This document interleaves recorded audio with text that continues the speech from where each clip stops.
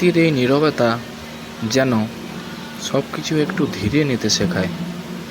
নিজের জন্য নয়, পরিবারের জন্য বন্ধু সবাইকে কাজে যেতে হয়। কাজের পথে হলেও এই ছোট্ট ছোট্ট মুহূর্তগুলোই আসল শান্তি।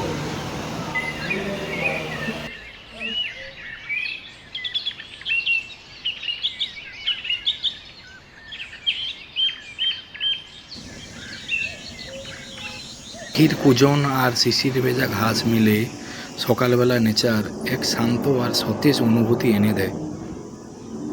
তো হ্যালো বন্ধুরা, আমি বলতে বলতে অলরেডি আমার সাইডে চলে এসেছি।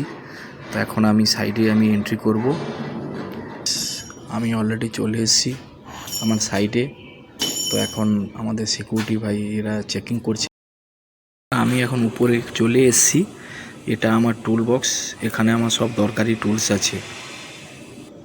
তো বন্ধুরা ফাইনালি আমি উপরে ডিউটির জন্য রেডি।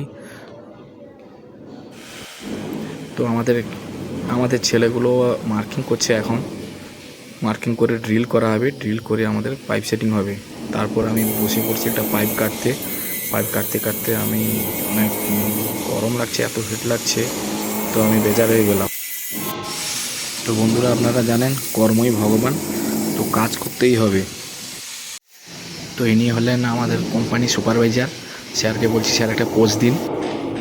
তো বলতে বলতে আমাদের লাঞ্চ হয়ে গেছে, এখন 12:50 বাজে। তো আমরা নিচে চলে এসেছি, হাত ধুয়ে আমরা চলে এসেছি।